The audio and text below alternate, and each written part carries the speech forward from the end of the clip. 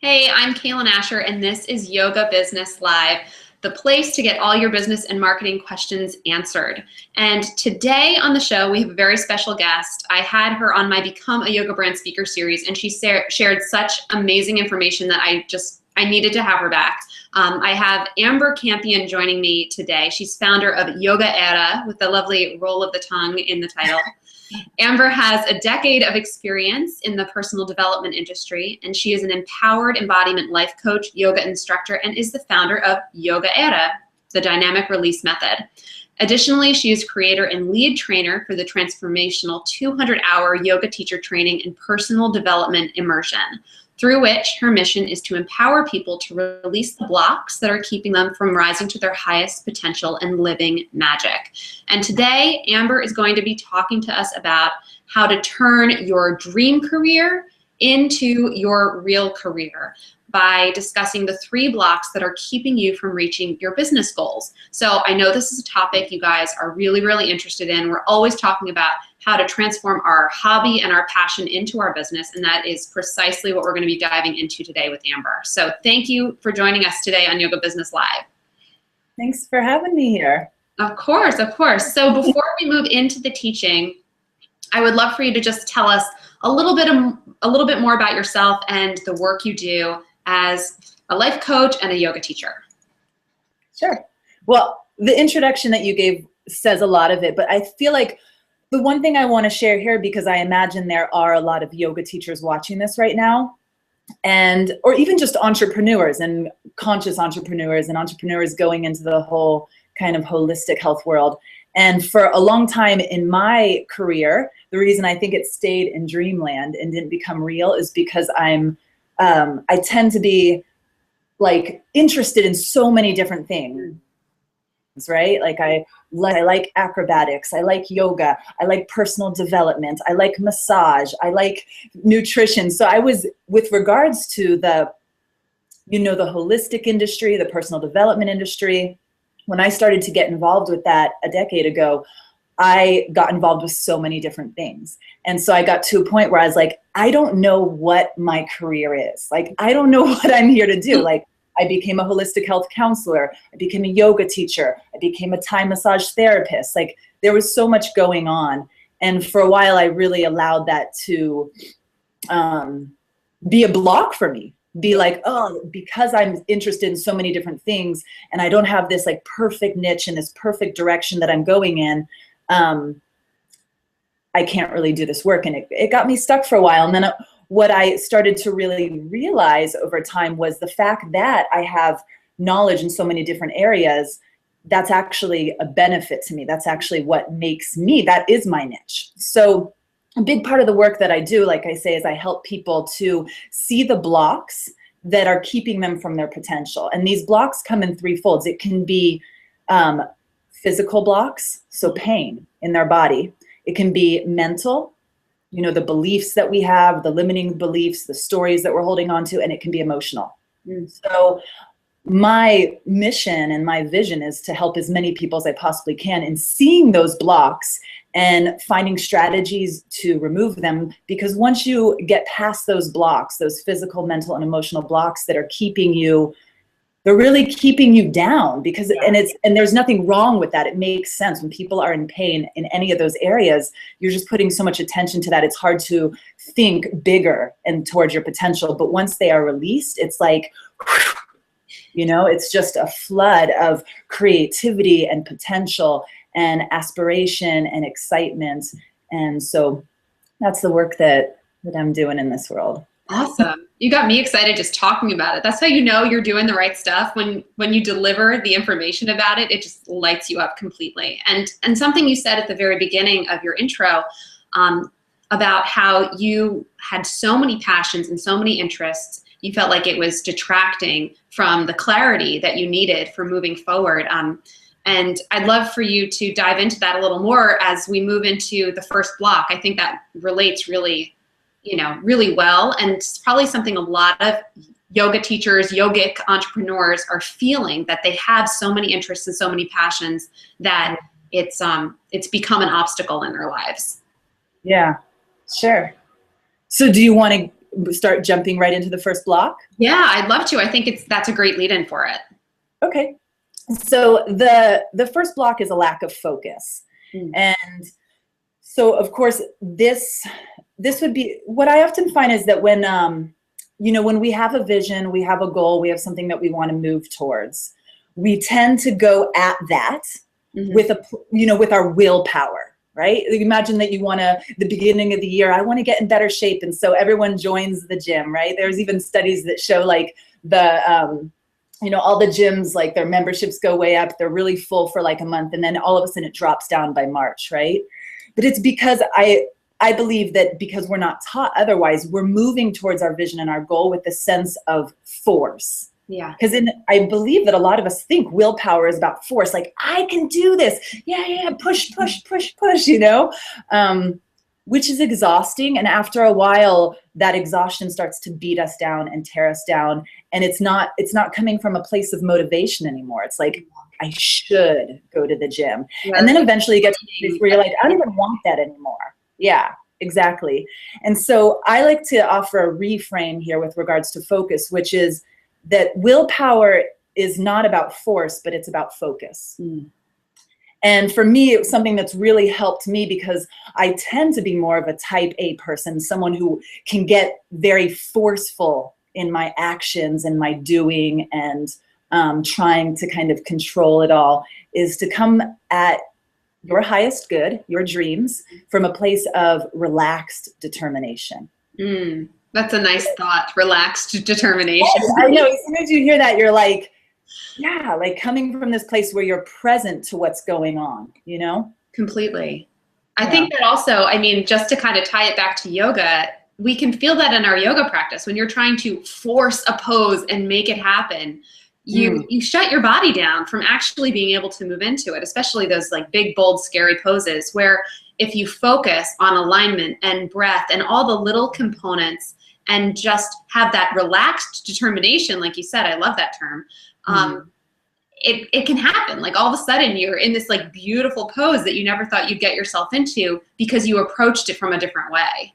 Absolutely. I always tell my students when they ask me, how did you get to that point where you could do that arm balance, or you could do that, you could do this? And my answer, it's so interesting. I'm like, I certainly wasn't going home and forcing myself to practice those arm balances every day. It's that I got really good at focusing at the basic poses, focusing in Warrior One, focusing in Warrior Two, focusing at that, and then creating the strength and the flexibility and the balance and the breath and the presence. And then all of a sudden one day a teacher offers an arm balance and bam, I'm in it. I'm like, the last time I tried this was 6 months ago and I was falling on my face. Here it is. Now, I don't know if everyone has that same story, but that really for pretty much all of my the poses that were more complicated for me, at least from me and my body, and not to take away from practice, but because I was practicing, but my focus was on being present in my practice. And from that, my practice evolved. Yeah, that's really cool. That's a cool lesson that, it applies to so many different areas of our lives.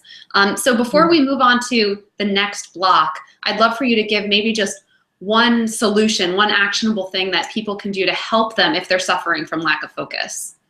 Sure. Well, I'm gonna give two really quick, and the first one will be super quick. So I think something that helps me when I am moving towards a higher vision is to kind of get clear on my priorities in my life right now, which are gonna shift and change as you move along.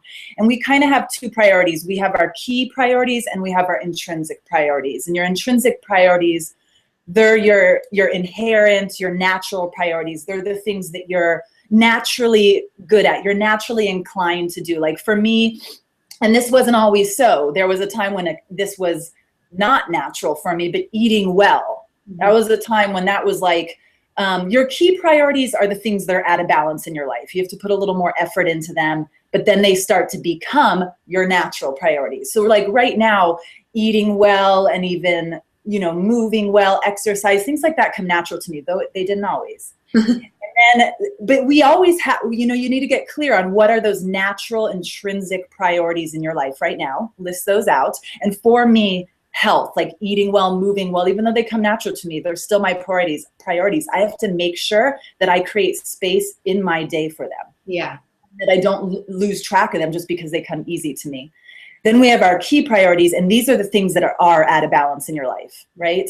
So you make a list of those, whatever that could be. It could be time. It could be finances. It could be whatever it is. For you, it could be the way you're eating. It could, and so you get clear on your key and intrinsic priorities. Then from there, you kind of have that list of the things that you want to be moving towards and creating on a daily basis in your life. And from that, then you can start to make your goals. And for me, I use a process, probably a lot of people have heard of this, they're called SMART goals. Okay. And you know what I could actually do is I have a document that I can maybe somehow send to you, and we can send out to everyone, or we can put it inside. Yeah, if you have a document that kind of enhance the teaching, send it to me. I'll get it out to the Yoga Business Live community via email, and I'll try to add it to the Facebook group too, so they can get it there. Awesome. Yeah, because basically it just breaks down what it is, which S stands for the goal needs to be specific, M is it needs to be measurable, A is that it needs to be achievable, R is realistic, and T is time-based. But this document goes through and explains each one a little bit more, but it's so helpful because so often we're just like, my goal is to lose weight or to get in shape. That's, you know what I mean? And then it's like, it's very open-ended, right? Yeah, and then that's oftentimes why they, it's not measurable, that's not very specific. So once you get more clear on that, then it's like you have a layout in front of you, something to work with. Awesome. So yeah, we'll get that document out to you guys. Check your email. I'll send you the replay too of this with that document, and also check the Facebook group because I can add downloads to it so you can get it there as well. So I think this is a great time to then transition into block number 2. Okay. So block number 2 is a lack of leverage. And I get this term leverage. I mean, I'm sure many people have used it, but I get it from Tony Robbins, who is someone that he's a mentor of mine, like I read his books, I watch his videos, he gives me a lot of information. Actually, I wrote down this quote. He says, change is never a matter of ability, it's a matter of motivation. And so once we have our goals and our goals are organized, they're SMART goals, the next step is to create leverage with those goals. And really what that is about is alchemizing your goal into a vision. Once you take that goal and you create a SMART goal, what's going to push you? What's going to draw you towards that even when the going gets tough? Even on those days when you rather not wake up and go to the gym, or you rather not wake up and, do your marketing or whatever it is, the leverage is going to be that thing that gets you up and doing it anyways. And your leverage is knowing your why. Yeah, that's so important. Why? Yeah. And it's been a game changer for me. Why do you want this? And, I have a friend, her name is Nisha Moodley, and she got this from somewhere else too, but I attribute it to her because that's where I learned it from. But she says, don't just get clear on the why for you, like why you want it, all the reasons why this would benefit you, but also get clear on the why for the world. Yeah. Like why would having this and doing this, and even if it's just about getting in shape, you might go, well, how's that going to change the world? Well, how is it going to change your relationships? So how is that going to affect your partners? Yeah. So it's bigger than just you. And, even just when you're in shape, you're a happier person. You can play with your children more. You're more mobile because you're healthier in your body. That's going to open you to more possibilities with regards to your potential with what you can do, because there's space for you to access your spirit stuff because you're not all locked up in your body. So it's huge. And when you get clear on that, it's like, even when you're like, oh, so I have to get up and do that, you're like, yeah. And for me, I have anchors all over my room that remind me of those things. The reason I keep looking off to the right is I have a bulletin board here with quotes and images and things that remind me of my why, because we can forget. Even though we know our why, it's great to have things in your presence that remind you of that why. Yeah, that's so important to get in touch with that. And it's something that I always teach to my clients, that to share your why also, because it captivates people when you're, trying to run a business and, really engage people in that, instead of just saying, I'm a yoga teacher.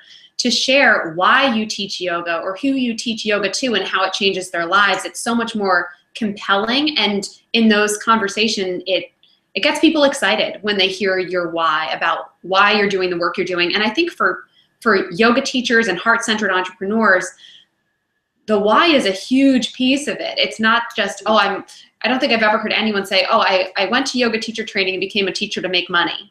It's all about service. It's all about helping. It's all about changing the world, whether it be your local community or on a global level. The why is a huge piece of it, but you're right. We do need to have reminders, because it's easy to feel disconnected at times with your why, and that's when things start to fall apart in your life and your business, and they can unravel a little bit. Yeah, yeah. It makes your goal compelling, right? And that's what turns it into a vision. It's like, ugh, it gives it that, And this is something else that Nisha says, but it's like your North Star, and I really think that's a beautiful metaphor. It's that guiding light, that you're drawn to, your North Star. And I like that North Star because it's like rising to your potential, Yeah, completely. No, I like that. And having imagery too, that's so helpful. Yeah. Did you have any action steps related to that one, or should we move on to block number 3? No, I mean, the action step would really just be taking that goal and then, on a piece of paper, brainstorming, and you could just jot it down like list style. Why for me, and why for you, all the reasons, and then why for the world, all the reasons, and having that. And once you have that, again, the next thing I'd say is create an anchor of some sort, whether that's an image on your desktop, it's a poem, it's a song, but something that's going to remind you of your why. Nice. No, that's a great takeaway. I think that sounds like fun too. Action that is fun is great, because you'll actually do it, right? Awesome. So share block number 3 with us. Okay, block number 3 is lack of accountability. And for a while I felt like I was like, I can do all this on my own. And you know what, that mentality, that kept me struggling a lot longer than I needed to. Yeah. So accountability is about getting support. So it's about finding your magic power tribe. This is your mentors. This is coaches. This is your friends. This is even you, like this Yoga Business Live. People who are like, I'm on Yoga Business Live every week. Whenever you do this, they can add that. Like, that's part of my power tribe, because you inspire them and remind them of what they want. So having plenty of things within their circle that are reminding them of their higher vision, their bigger purpose, and creating a really solid support group of accountability, so that you have people who've got your back through this process, who know what you want and are helping you achieve that, at the very least, just by being accountable and reminding you of what you want, and it's, like I said, it's been a game changer for me, and I kind of resisted that for a while, because it's like, yeah, I got this. I know what to do. I'm so good at, again, remember, I can do so many things. So it's like, yeah, I used to do photography, and I used to do animate, like, oh, so I'll just do everything, just everything. And it got lonely, and it got freaking hard. I almost just cussed. I'm like, freaking hard.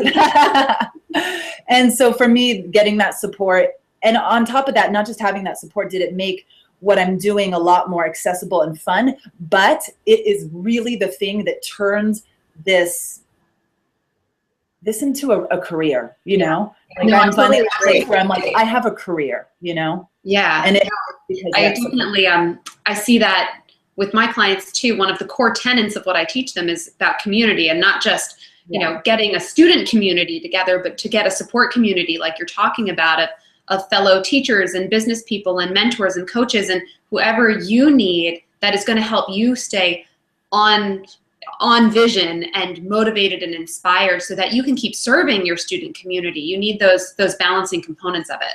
Yeah. Yep.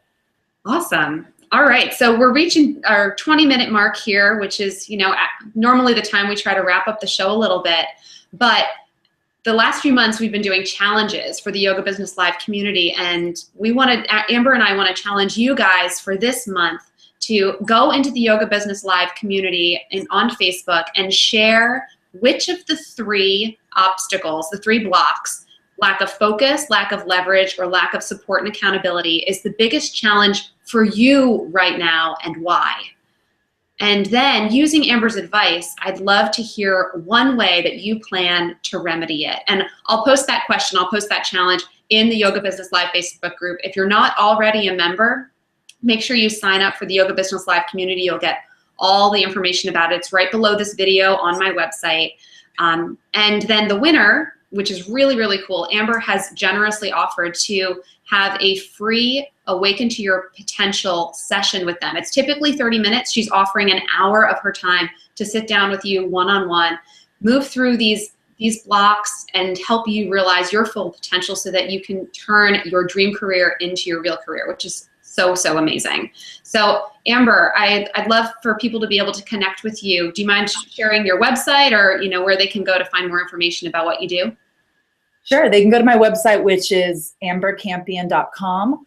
I'd also love for people to check out my YouTube channel, which they can just do YouTube/Amber Campion, because I'm posting all sorts of free things, from like cooking. I have a cooking show. I have a yoga martial arts section. I have a bodywork section. I have a life coaching section. And, I'm just now starting to really fill those, try to get some videos up every day. And it's all free, just like tutorials and information, so they can check me out there as well. I'm on Facebook, Instagram. Yeah. Well, you guys definitely should head over to Amber's site, check out all the freebies that she has there. If you're not already part of the Yoga Business Live community, you can sign up right below this video so that you get monthly reminders and are invited to the show each month. And I should mention that when you enter the challenge on Facebook, try to remember to tag me and Amber in your post so that we can easily find it and make sure we get everyone who's entered the challenge in it, so that we can select the winner before next month's show. So as always, thank you guys for being here. Thank you for being a part of Yoga Business Live. Thank you, Amber, for being on the show. And we will see you guys next month. Take care. Bye.